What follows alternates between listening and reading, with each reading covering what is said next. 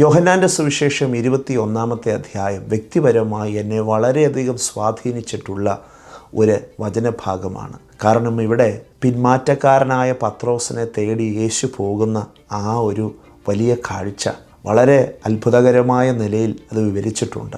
ആ അധ്യായം എത്ര തവണ വായിച്ചിട്ടുണ്ട് എന്നെനിക്കറിയില്ല. ഓരോ തവണ വായിക്കുമ്പോഴും കണ്ണു നിറയും. തന്നെ വിട്ടിട്ടു പോയ, തന്നെ തള്ളിപ്പറഞ്ഞ, അറിയില്ലെന്ന് ആവർത്തിച്ച് പറഞ്ഞ പത്രോസിനെ യേശു തള്ളിക്കളയാതെ തന്നെ ആഴമായി സ്നേഹിച്ച് മടക്കി കൊണ്ടുവരുവാൻ അവനെ അന്വേഷിച്ച് തിബരിയാസിൻ്റെ കടൽക്കരയിൽ കാത്തിരിക്കുകയാണ്. എന്നെ കേൾക്കുന്ന പ്രിയ സ്നേഹിതരെ, യൗവനക്കാരെ, മാതാപിതാക്കളെ, കുഞ്ഞുങ്ങളെ, നമ്മുടെയൊക്കെ ജീവിതത്തിൽ യേശുവിൽ നിന്ന് അകന്നു മാറുന്ന ചില സന്ദർഭങ്ങൾ ഉണ്ടായെന്ന് വന്നേക്കാം.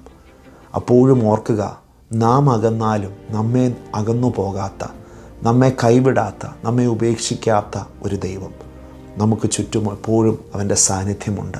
ലോകത്തിലെ ഒരു സ്നേഹബന്ധത്തിനും രക്തബന്ധങ്ങൾക്കും നമ്മെ ഇത്രയധികം സ്നേഹിക്കാൻ കഴിയില്ല.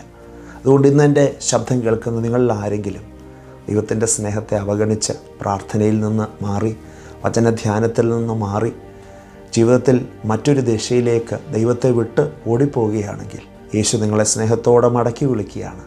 ഞാൻ നിനക്കായി കാത്തിരിപ്പുണ്ട്, നീ എൻ്റെ അടുക്കിലേക്ക് വരിക, നിന്നെ ഞാൻ സ്നേഹിക്കുന്നു, നിന്നെ ഞാൻ വീണ്ടും മാറോട് ചേർക്കാൻ തയ്യാറാണ്. യേശുവിൻ്റെ സ്നേഹത്തെ അനുഭവിച്ചറിയാൻ ഈ വാക്കുകളിലൂടെ നിങ്ങൾക്ക് കഴിയട്ടെ എന്ന് പ്രാർത്ഥിച്ചുകൊണ്ട് വാക്കുകളെ അവസാനിപ്പിക്കുന്നു.